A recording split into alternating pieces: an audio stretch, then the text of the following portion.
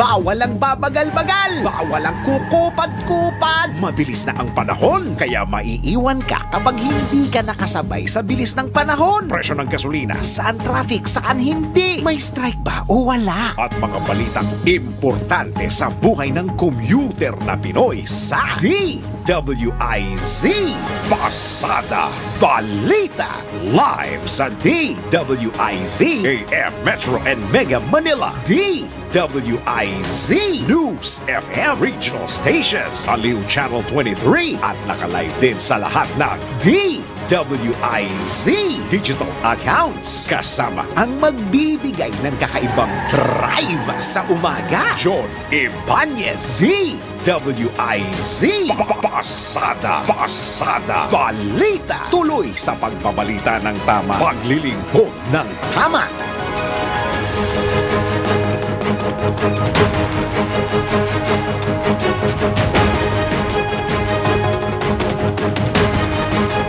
Narito ng headlines sa Pasada Balita ngayong araw ng Lunes, 27 na po sa buwan ng Mayo 2024. Pasada Balita. Isa patay sa bagyong Aghon, pagdedeklara ng tag-ulan sa bansa, asahan na sa mga susunod na araw. Pasada Balita. Ari-arian ng mga hinihinalang Chinese drug lord, hahabulin ng pamahalaan. Pasada Balita. Investigasyon ni Senator De La Rosa sa tinaguriang PIDEA leaks, hindi hahadlangan ni Senate President Cheese Escudero. Pasada Balita. Sa balitang pangkalakalan, utang ng Pilipinas na babawasan na. Pasada Balita. Balita sa ibayong dagat, 15 katao patay sa malawakang pagbaha sa Afghanistan. Pasada Balita. At sa balitang pampalakasan, Barangay Ginebra lamang na kontra Meralco sa pagpapatuloy ng PBA semifinals.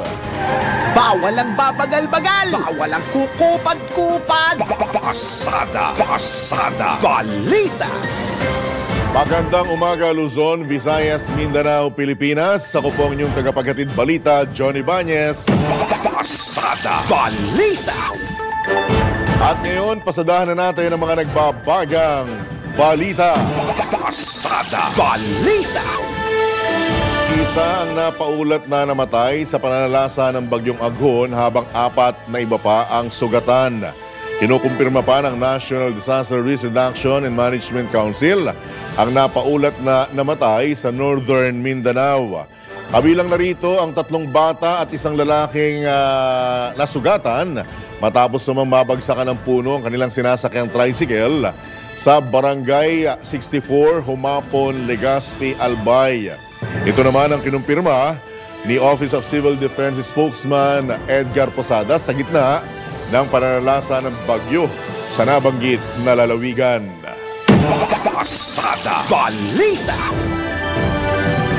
Bahagya pang lumakas ang bagyong Aghon na huling namataan sa 75 kilometro mula silangan ng Aurora. Ayon sa Pag-asa, ang bagyo'y may taglay na hanging aabot sa 140 kilometers per hour malapit sa gitna at pagbugso naaabot naman sa 170 kph. Kumikilos ang bagyo sa lugar na pahilaga-hilagang silangan sa bilis sa 10 kilometro kada oras. Itinaas ang tropical cyclone wind signal number 2 sa southeastern portion ng Isabela, northern portion ng Aurora at sa Pulillo Island. Signal number 1 naman sa northeastern and southern portion ng Isabela, eastern portion ng Quirino, eastern portion ng Nueva Vizcaya, natitirang bahagi ng Aurora, eastern portion ng Nueva Ecija, eastern portion ng Bulacan, northeastern portion ng Laguna, northern at central portion ng Quezon, at western portion ng Camarines Norte. Asahan namang lalabas sa Philippine Area of Responsibility ang bagyong Aghon sa araw ng Miyerkules. Pasada Balita. Samantala, posibleng ideklara na ng Pag-asa ang formal na pagpasok ng panahon ng tag-ulan sa mga susunod na araw. Ito naman ang inanunsyo mismo ni Pag-asa Deputy Administrator for Research and Development, Marcelino Villafuerte II, kasabay ng pananalasa ng bagyong Aghon. Ayon kay Villafuerte, bagamat hindi pa naaabot ang rainfall criteria reference ng Pag-asa kung saan kinakailangan makapagtala muna ng 5 araw na pag-ulan. Inaasahan na nitong papasok ang rainy season sa 28 hanggang 29 ng Mayo. Paliwanag pa ng Pag-asa, ang bagyong Aghon na inaasahang nasa hilagang silangan na ng Philippine Area o Philippine Sea bukas ay posibleng malakas pa ang hanging habagat na isa sa indikasyon ng Pag-asa na magsisimula na nga ang panahon ng tag-ulan dito sa bansa. Pasada Balita. Suspendido ang klase ng ilang paaralan bunsod ng bagyong Aghon ngayong araw, Mayo 27. Kabilang na ang Metro Manila na nagsuspindi ng klase ngayong araw sa lahat ng antas ng paaralan sa pampubliko at pribadong paaralan mula sa Las Piñas City, Malabon, Valenzuela at Taguig, o at sa Taguig naman mula kinder hanggang senior high school, private at public. Suspendido rin ang klase sa lahat ng antas sa pribado o pampubliko sa Carmona, Cavite, Quezon Province, Laguna, Aurora, Tanawan, Batangas, San Juan, Santo Tomas at Batangas City. At para naman po sa update at iba pang impormasyon, manatiling nakatutok sa DWIZ 882 at Aliw Channel 23. Pasada Balita.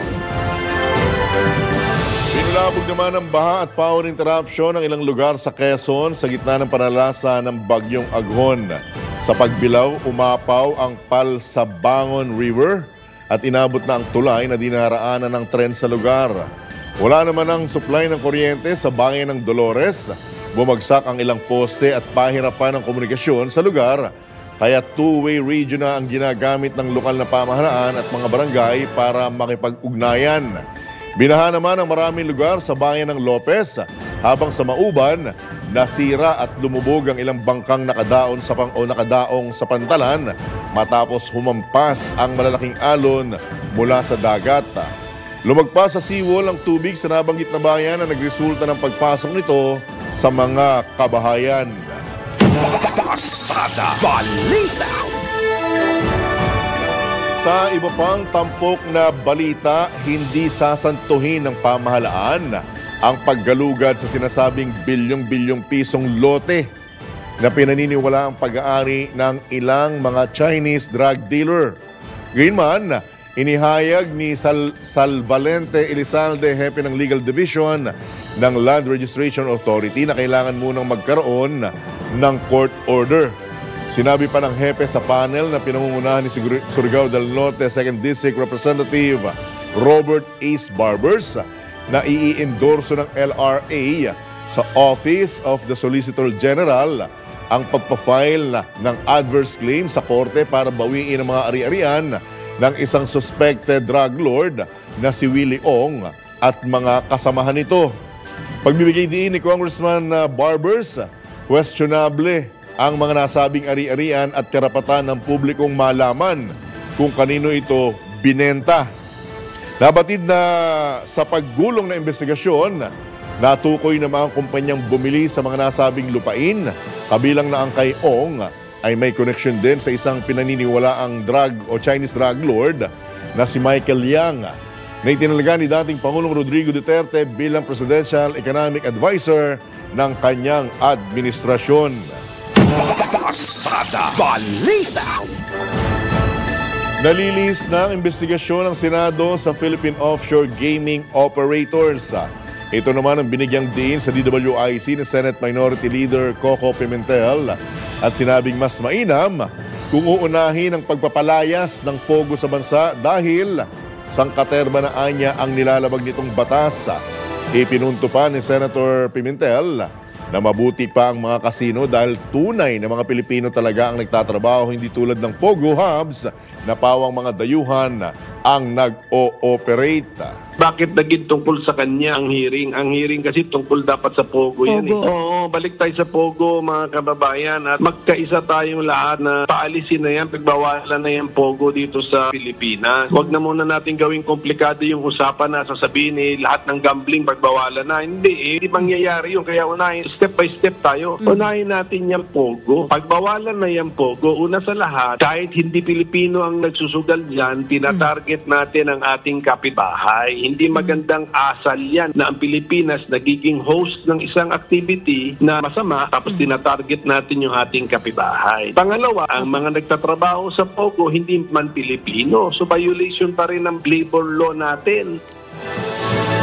Iginit din ng senador na dapat ang korte na ang nagpoproseso ng kaso ni Mayor Alice Guo ng Bamban-Tarlac. Kaugnay nito, hindi anya tama na isa publiko ang ITR o income tax return ng kontrobersyal na alkalde.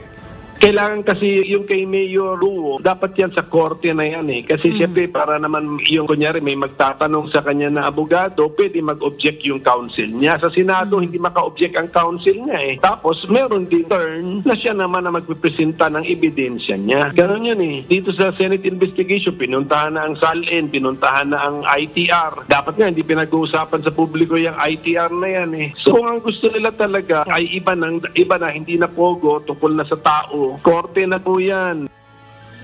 Yan po ang tinig ni Senate Minority Leader Coco Pimentel sa panayam ng DWIZ.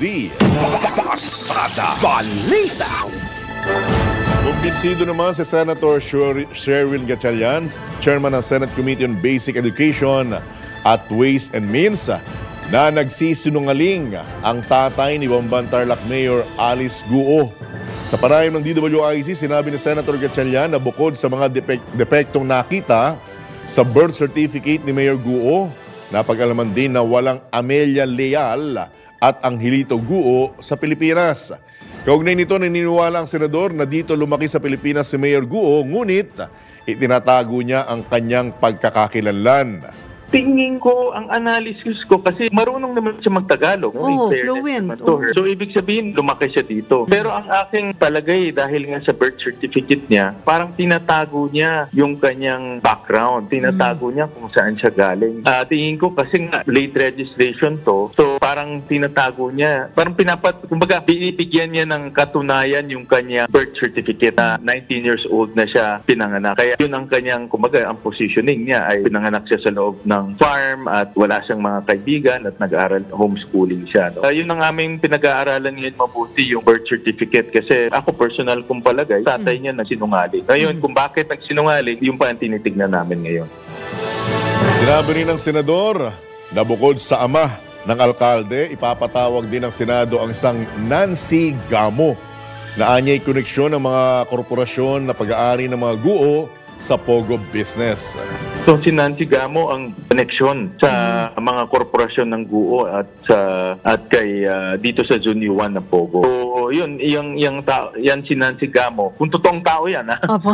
Kung totoong tao, kasi daming mga peking tao ngayon lumalabas. Kung totoo man yan, importante na mapatawag. At papatawag talaga. Papatawag namin sa hearing para magbigay linaw bakit siya ay konektado sa Zone 1 at bakit rin siya konektado sa mga korporasyon nila Guo. Yan po ang tinig ni Senator Sherwin Gatchalian, Chairman ng Senate Committee on Basic Education at Ways and Means sa panayam ng DWIZ. Pasada Balita. Sa iba pang tampok na balita, malaya si Senator Ronald De La Rosa na ituloy ang investigasyon sa kontrobersyal na PIDEA leaks. Ito naman ang nilinaw at binigyang diin mismo ni bagong Senate President Francis Chis Escudero matapos linawin na ang gumugulong na investigasyon hinggil sa nasabing issue ay hindi ang dahilan kaya't napatalsik si Senator Juan Miguel Zubiri bilang tagapangulo ng Senado. Kung si Senator De La Rosa anyang dahilan ng pagkakatanggal ni Senator Zubiri sa pwesto, hindi na sana humaba pa ang proseso dahil ang senador mismo ang kanilang papatalsikin. Samantala, naniniwala naman ang bagong Senate President na hindi makikiisa sa minority bloc ang dating Magic 7 na Solid 7 na ngayon na nagsipagbitiw sa committee chairmanship nang bumaba sa pwesto si dating Senate President Mig Zubiri. Pasada Balita. Inundi na naman ni Davao City Mayor Sebastian Baste Duterte ang pagsibak sa 35 Davao Police personnel habang gumugulong ang investigasyon sa pagkamatay ng 7 individual sa anti-illegal drugs operation. Sa pamamagitan ng isang Facebook post, mariing tinutulan ni Mayor Baste ang anumang pagtatangka na sirain ang binuong tiwala sa pagitan ng komunidad at mga tagapagpatupad ng batas. Binigyan din pa ng alkalde na ang Davao City Police Office ay mayroong kahanga-hangang track record sa pagpapanatili ng kapayapaan at seguridad sa lungsod, kung saan binanggit din ng Davao City Mayor ang halos 70% pagbaba ng focus crimes na indikasyon lamang anya ng dedikasyon at kakayahan ng mga Davao City Police personnel. Nanindigan din si Mayor Duterte na may matibay na ebidensya na nagpapatunay na ang ikinasang bypass operation ay sumunod sa umiiral na batas. Pasada Balita.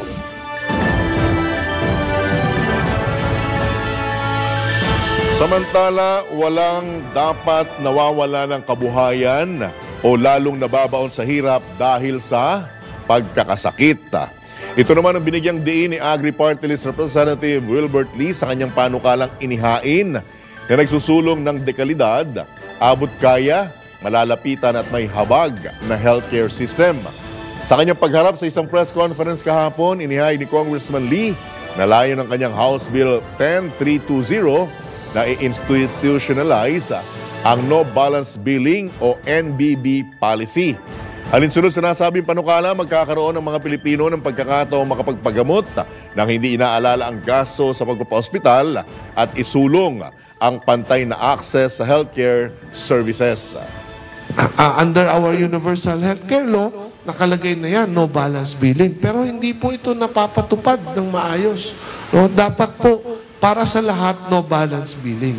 Pag ikaw ay member ng PhilHealth, ikaw ay nagkasakit, pumasok ka sa ospital, wala ka na dapat babayaran. Yan po ang tinig ni Agri-Party List Representative Wilbert Lee. Pasada Balita. Samantala, inatasan ni House Speaker Martin Romualdez ang PhilHealth na pag-aralan kung maaari nilang sagutin na rin ang gamot na ginagamit sa pagpapadialysis ng mga diabetic patient. Ito ayon kay House Deputy Majority Leader Erwin Tulfo, ang nais ng Kongreso para mabawasan o tuluyan ng malibre ang gamot ng mga may acute diabetes sa bansa. 4.2 milyong Pilipino anya ang may diabetes at halos kalahati nito ang nagpapadialysis ng 1 hanggang 3 beses kada linggo. Ipinunto pa ng kinatawan ng ACT-CIS Party List na umaabot na kasi ng 900 hanggang 1,500 pesos ang injection pagkatapos ng dialysis session ng isang pasyente.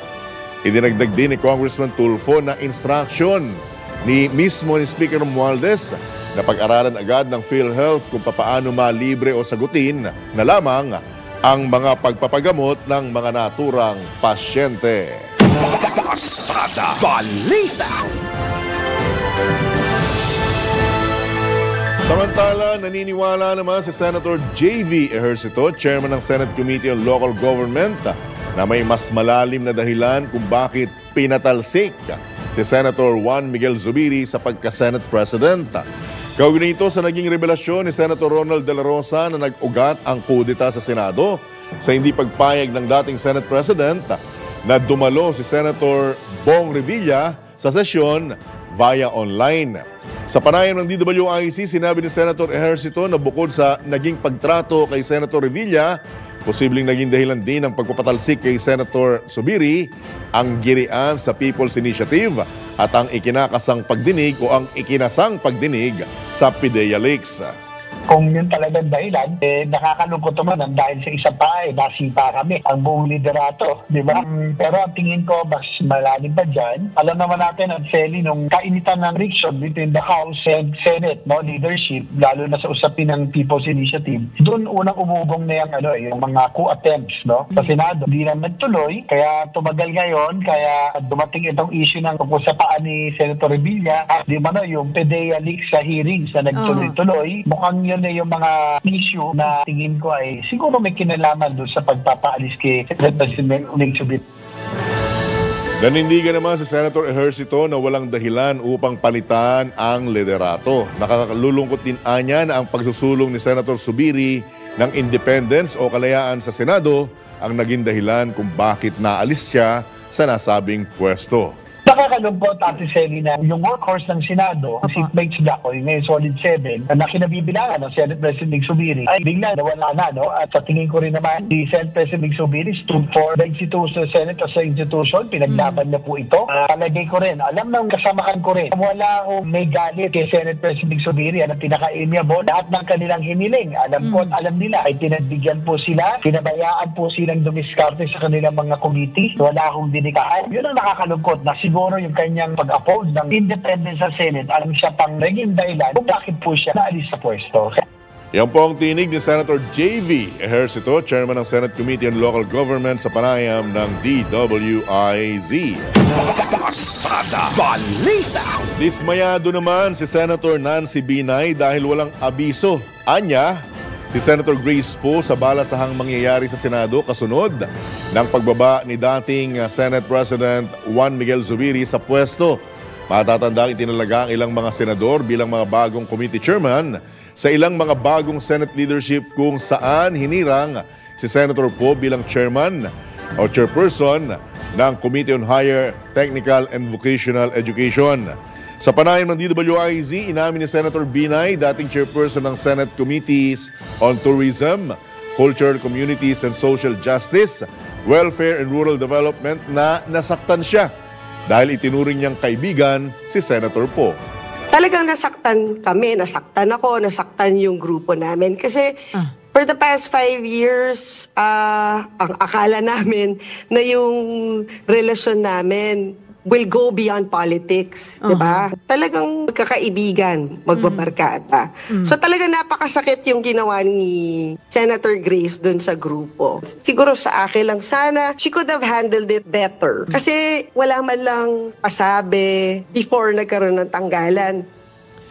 Duda naman ang senador sa tunay na dahilan ng pagsang-ayon ng ilang mga kapwa niya senador sa pagtanggal kay dating Senate President Zubiri, kung saan sinasabing ang hindi nito pumayag na lumiban si Senator Ramon Bong Revilla Jr. sa sesyon ng Senado dahil sa kanyang Achilles tendon injury na kalaunan ay pinayagang dumalo via online.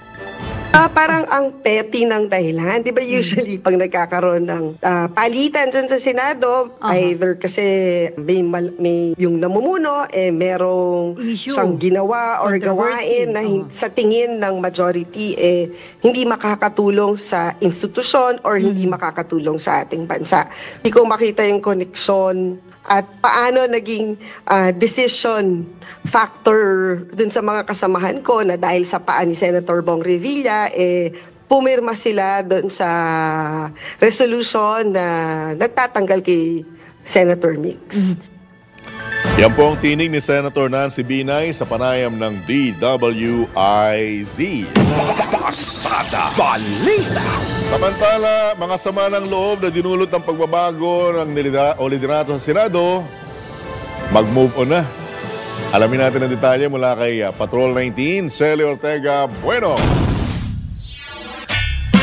Umaasa si bagong Senate President Chis Escudero na lalamig din ang galit o silakbo ng damdamin at mapapawi din ang mga sama ng loob na dinulot ng pagpapalit ng liderato ng Senado. Ayon kay Escudero, kapag nagbalik na ang kanilang session sa huling linggo ng buwan ng Hulyo, umaasa siya na hupa na ang init ng damdamin ng mga naapektuhan ng pagpapalit ng Senate leadership. Gate ni Escudero, hindi naman usapin ng pag-ibig kung hindi ukol sa trabaho ang pinag-aawayan, kaya't mas madaling maghihilom ang anumang sama ng loob na dinulot nito. Para kay Escudero, makabubuting mag-move on na sila para makapag-focus sa kanilang tungkulin. Pero ayon kay Senator Nancy Binay, mahirap mag-move on kung walang closure kung hindi malinaw ang tunay na dahilan ng pagpapatalsik kay dating Senate President Juan Miguel Zubiri. Hindi katanggap-tanggap para kay Senator Binay ang sinasabi na ang pagtanggi ni Zubiri na napayagan si Senator Bong Revilla Jr. na dumalo sa session via online dahil namaga ang inoperahan nitong paa ang rason bakit napatalsik si Zubiri. Pero ayon kay Escudero, may mga magkakaibang dahilan ang mga senador na sumuporta sa pagpapalit ng liderato ng Senado o sumuporta sa pagluluklok sa kanya bilang bagong Senate President. Ito sa Patrol 19, Cel Ortega Bueno, para sa impilang metodong lakas sa DWIZ. Nagbabalita ng tama, naglilingkod ng tama. Kapag may bagong balita, naka-on air, agad-agad, DWIZ Patrol Report! Samantala, alam nyo ba na ang katumbas ng bawat taya sa Philippine Charity Sweepstakes Office o PCSO ay kawang gawa? Sa bawat ticket mo, siguradong may matutulungang Filipino sa kanilang pangailangang medikal. Dahil sa PCSO, basta kawang gawa at pagtulong, hindi kanila uurungan. Kaya't palagi pong tatandaan ang bawat taya, may kawang gawa. Pasada Balita! Oras! 29 na minuto na po makalipas ang ikapito ng AM. Pasada Balita! Sa pagkakataon pong ito, mga kabalitaan at kabalitaktakan, tayo po'y pinalad na makakausap si House Deputy Majority Leader for Communications at ACT-CIS Party List Representative Erwin Tulfo. Congressman Tulfo, good morning po. Johnny Bañez, live na po tayo sa DWIZ, Aliw Channel 23. Hi, Sir John. Good morning. Thank you for inviting me in your program. Salamat po. Salamat. Opo, unang-una sa lahat, maraming salamat sa pagkakataon kong Tulfo dahil on a busy Monday, nagkaroon tayo ng pagkakataong magkahuntahan. Anyway, direktang katanungan with your indulgence.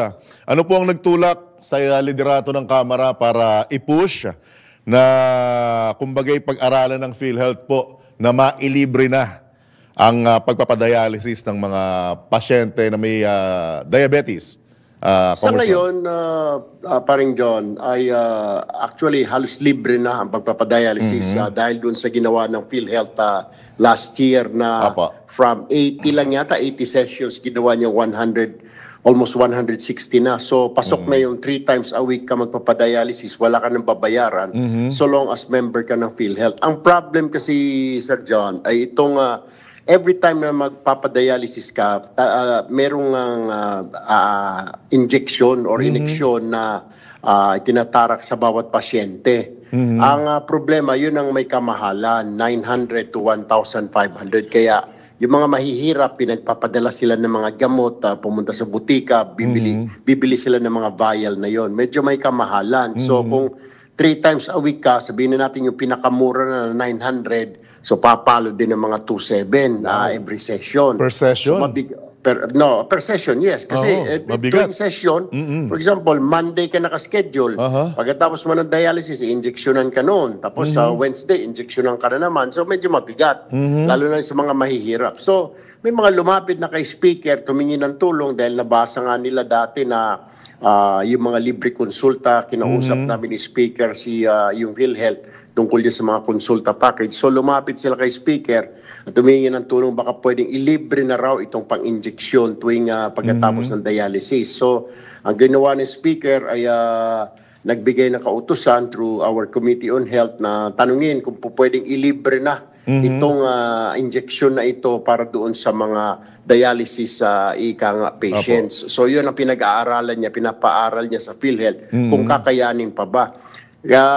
Konting plus and minus lang yan kasi meron na mga annual budget na binibigay ng Kongreso sa PhilHealth at meron naman silang savings dahil dito sa mga contribution natin. So, we believe nakakayanin pa ng PhilHealth itong pagpapalibre sa gamot ng mga may diabetes. Pero Congressman Tulfo, kailangan pa ba ng batas dyan or backup na batas para ika ngay maipatupad ng mabilisan yung mungkahin ninyong yan? Hindi naman na. Kagaya yung sinasabi ng PhilHealth, yung, di ba, ni-request din namin na libre na yung mga ultrasound, mga x-ray, pinasok nila doon sa consulta package nila. Ito mukhang hindi na rin, mukhang memorandum na lang ito circular. Pero para to make sure, naghain na rin kami yung aming grupo pa rin dyan sa AXIA is party list ng isang panukalang batas na bigyan ng 15 to 20% discount lahat ng mga diabetic patients sa kanilang mga gamot. So, sama na dyan itong mga pang-iniksyon na ito. So, kahit paano ay kung may 20% doon sa 900, malaki-laki rin ang may babawas pa rin dyan. At pwede po bang i-request dahil ang pangunahin namang namumroblema sa gamot at pagpapagamot yung mga nasa nakabababang antas ng lipunan, Senator Tulfo, pwede po bang gawing sa kanilang nakafocus ito or lahat ng miyembro ng PhilHealth may kaya o wala sasapulin ito? Yun ang target natin, parang John. Lahat kasi nasa 4.5 million Filipinos ang estimate ng DOH sa may diabetic. Halos kalahati niyan, mga 2+ ang nagpapadialysis. Hindi lang namin makuha yung exact figure yung kung how many times yung isang pasyente, kung once per week or 3 times a week. Hindi pa namin makuha yan. Pero naglalaro dyan, nasa 2 million ang nagpapadialysis. So, nationwide? Nationwide yan, parin dyan. Government, tsaka mga private. Kaya nga, pag napansin mo, magbaybayin mo yung EDSA, makikita mo, mga dialysis center, nagsulputan na ngayon sa dahil dumadami ang mga dialysis patients natin dito sa ating bayan. So, hindi lang mahihirap ang target natin, pati na rin yung mga nasa middle class kasi mabigat-bigat na rin parang dyan. Mabigat-bigat na rin sa bulsa. Kung sabihin natin, kahit 900, 2.7 at 2.7 every week, ito times 4 mo yan. So, medyo may kalakihan din. Alright. Baka may karagdagan ka pang gustong mensahe kaugnay sa isyong ito dahil tatalo na kong konti with your indulgence sa Congressman. Wala naman na yun sa amin lamang sana dito sa PhilHealth bilis-bilisan nila yung pag-aaral para kagyat na mapakinabangan ng mga kababayan natin na may mga diabetic pa rin dyan. Alright. With your indulgence, Congressman Tulfo, may ilang katanungan akong ililihis ko lang kasi hindi naman malayo sa katotohanan na pag may nangyaring ika ngay regudon o bala saan sa Senado, mukhang naiintriga rin ang Kamara. Ano bang sitwasyon sa Kamara kahit na nakasinedye adjournment po kayo? Kamusta ang liderato? Actually, tinitignan pa at magpupulong pa si Speaker Romualdez at saka si Senator Chis Escudero, ang bagong Senate President ngayon, patungkol dyan. Kailangan naman talaga mag-usap ng dalawa dahil yung mga batas na naipapasa namin, pinapasa namin sa Senado before ito magkakaroon ng pag-uusap yung dalawang kapulungan and then mapipirmahan ng Pangulo. So, kailangan pa nila munang mag-meeting. We don't know yet. Hindi pa rin alam. Isiset yata yan ng speaker bago mag-SONA na magpupulong sila. Or I believe sa araw mismo ng SONA na mag-uusap yung dalawang leader ng Kongreso. At hindi ba nanganganib na maulit yung nangyari before na historical na mismong araw ng SONA ni Pangulong Duterte nagkaagawan ng pwesto sa liderato sa Kamara? Hindi siguro mangyayari ngayong 19 Congress yan or soon kasi lahat naman kaalyado ni Speaker Romualdez ang majority ng congressman. Kung meron man mga opposition dyan, mabibilang mo lang sa daliri at hindi naman kakayanin pumalit na liderato yan pa rin dyan. At marami rin nangungulit, Congressman Tulfo, na after 2025 ba, kung pa rin ba itatawag sa'yo o sen na?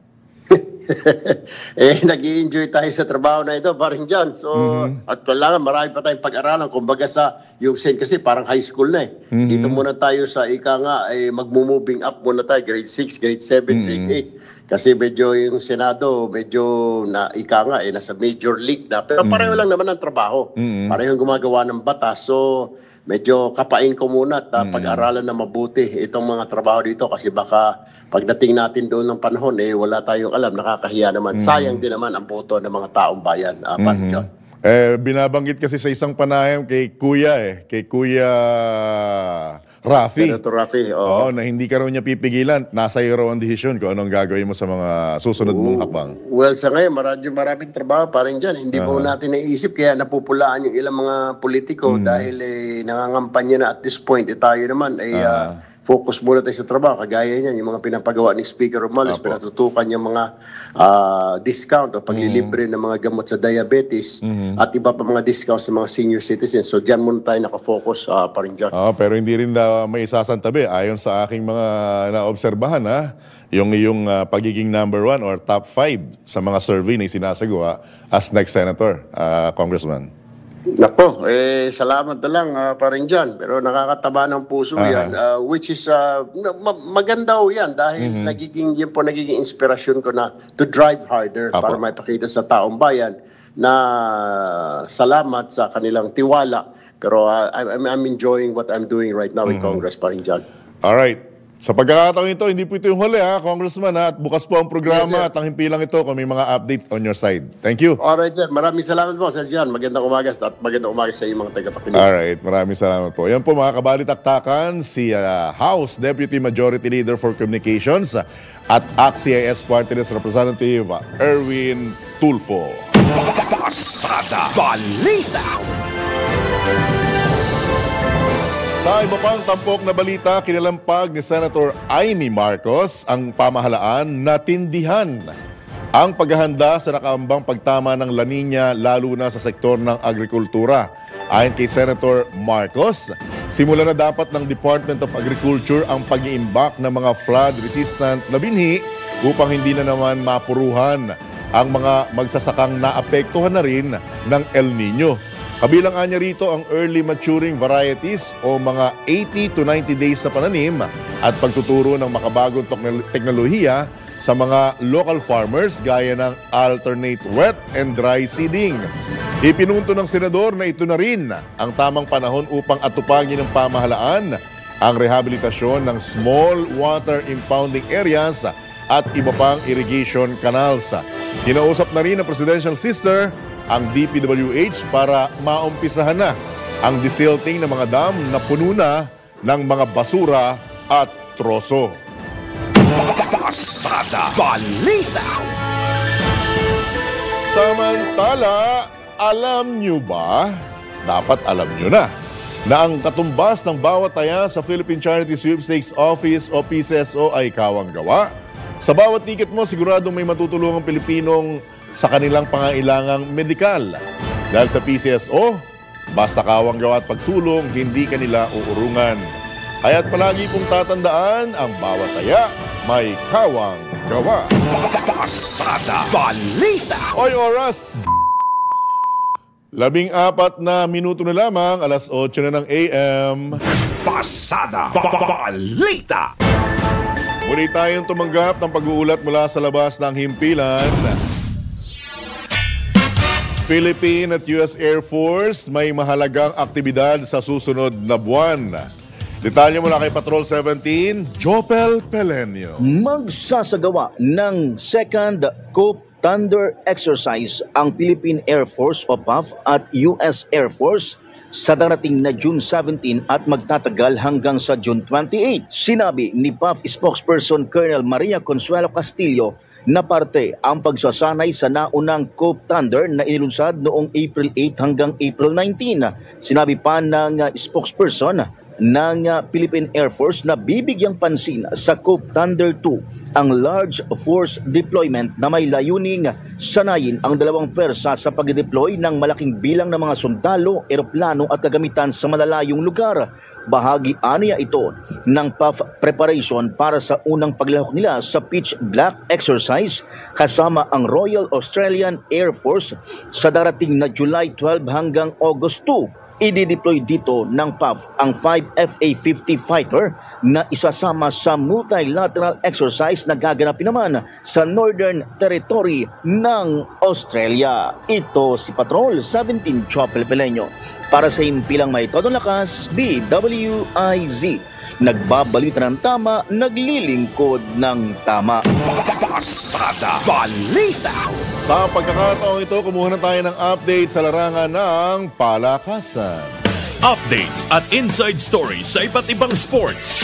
Ito ang Real Sports ni Anthony Suntay. Magandang umaga. Nakabangon ng Barangay Ginebra kahapon dahil sa ginawa ni Christian Stan Hardinger at nanalo sila laban sa Meralco 89-84 sa SM Mall of Asia Arena at lamang na sila 3-2 sa serye ng PBA Philippine Cup semifinals. Si Stan Hardinger ay may 34 points, 9 rebounds at 5 assists. Ang sabi ni Coach Tim Cohn, "It looks pretty good now. It didn't look good 2 games ago when we were down 2-1 and coming off 2 losses. I just have to give it to the boys. They kept their heads up, they moved forward and moved on and just found a way to grind out 2 games. Tonight was such a grind-out win." Maverick Ahanmisi nagdagdag ng 13 points, 5 rebounds at 4 assists at si Japet Aguilar tumulong ng 10 points at 12 rebounds para sa Gin Kings. Game 6 ay sa Miyerkules sa Smart Araneta Coliseum. Para sa Real Sports, ito po si Anthony Suntay. Real Sports ni Anthony Suntay sa DWIZ 882. Pasada Balita. Balitang pangkalakalan. Bumaba ang halaga ng inutang ng pamahalaan noong nakaraang buwan. Kasunod ito ng pagbaba ng gross domestic borrowing ng 14.32% sa 82.360 billion pesos kumpara sa 96.127 billion pesos noong 2023 at foreign borrowing na 79.74% sa 6.842 billion pesos kumpara sa 33.779 billion pesos nitong nakaraang taon. Sa datos po ng Bureau of Treasury, umabot sa 50.100 billion pesos ang gross borrowing ng pamahalaan nitong Abril. Mas mababa ito ng 59.99% kumpara sa naitalang 125.230 billion pesos noong nakalipas na taon. Pasada Balita. Mga balitang dapat alam mo kahit sa labas ng bansa. DWIZ Balita sa ibang bansa. 15 katao ang patay sa malawakang pagbaha-bunsod ng malakas sa pag-ulan sa Afghanistan. Ayon kay Edayatullah Hamdard, Provincial Director of National Disaster Management, nasa mahigit 40 kabahayan ang nalubog sa baha habang higit 70 individual naman ang apektado.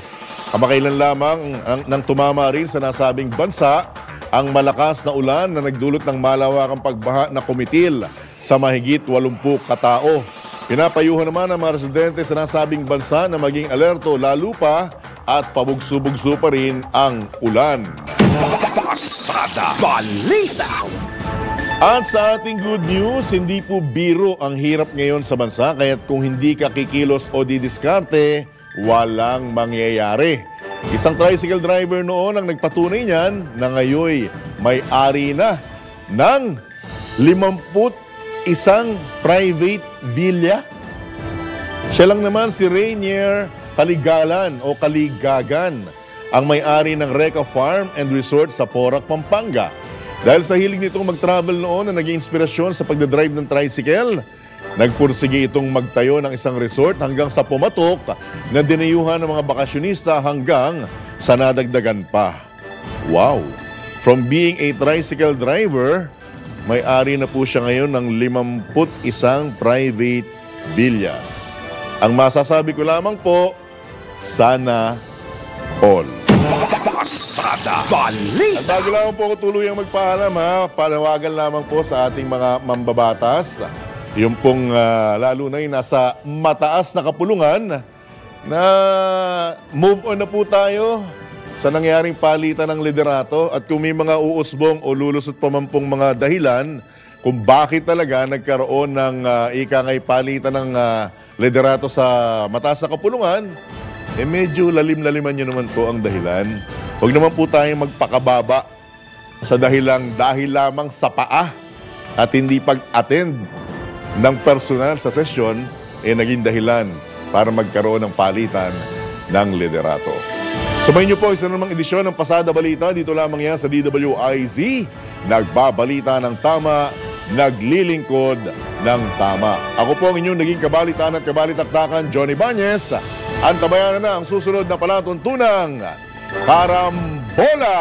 Oras, alas 8 na ng umaga. Bye! Bawal ang babagal-bagal, bawal ang kukupad-kupad. Mabilis na ang panahon, kaya maiiwan ka kapag hindi ka nakasabay sa bilis ng panahon. Presyo ng gasolina, saan traffic, saan hindi? May strike ba o wala? At mga balitang importante sa buhay ng commuter na Pinoy sa DWIZ. Pasada Balita, live sa DWIZ, AM Metro and Mega Manila.